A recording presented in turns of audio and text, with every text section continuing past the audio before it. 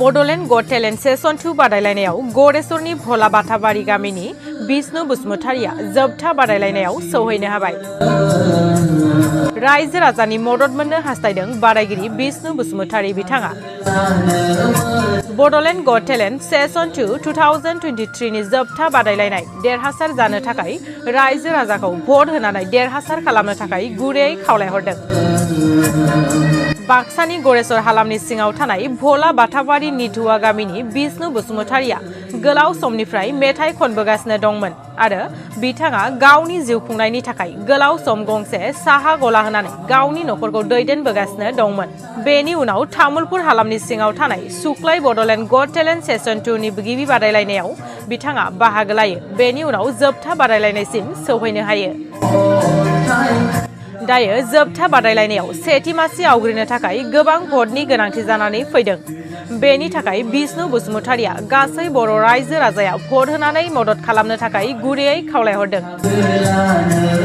भट होनो थाखाय गुगोलाव थांनानै www.bodoland.talent सार्च खालामनानै फल बड'लेण्ड गट टेलेन्टआव थांनानै भट फर नेक्स्ट टप 15 नि गाहायाव थांनानै बिष्णु बसुमतारि सिंगिं आरो सावगारिखौ नायनानै गाहायाव थांनानै नोंथांनि बेसेन गोसा भटखौ होनो हागोन।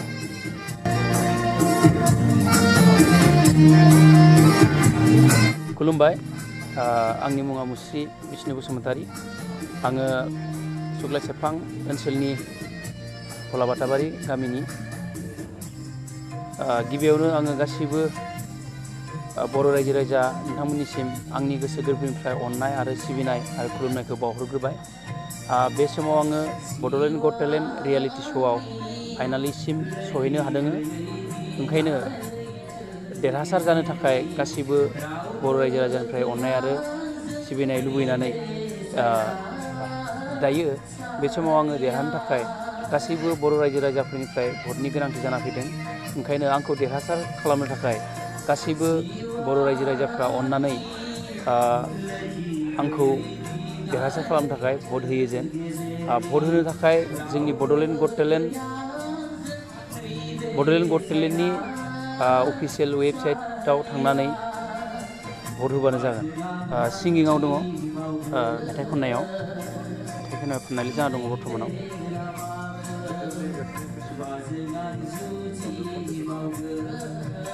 गासैयो सिंगिं हिसाबै गासैबो माने माबा हिसाबै फार्स्ट राउन्डनिखौ आं बारा मोजां मिथियाखिसै। माने ग्राउन्ड अडिसनखौ सुक्लाय सेरफाङाव लादोंमोन, डिस्ट्रिक्ट वाइसआव लानाय जादोंमोन। जोंनि तामुलपुर डिस्ट्रिक्टखौ सुक्लाय सेरफाङाव लानाय जादोंमोन। ओमफ्राय मेगा अडिसना उदालगुरि कलेजनि अडिट'रियाम हलाव जादोंमोन। ओमफ्राय एलिमिनेसन राउन्ड आरो सेमि फाइनालजों चिरांनि हिमालय हटेलाव जादोंमोन। दायो फाइनाला जाहैगोन क'क्राझारनि कालचारेल कमप्लेक्सआव 29 तारिखआव जागोन, 29 आरो 30 तारिख। दा बे समाव आंनो देरहासार जानो थाखाय भटनि गोनांथि जाना फैदों। ओंखायनो गासिबो बर' रायजो राजानिफ्राय अननाय आरो सिबिनायखौ लुबैनाय थाबाय।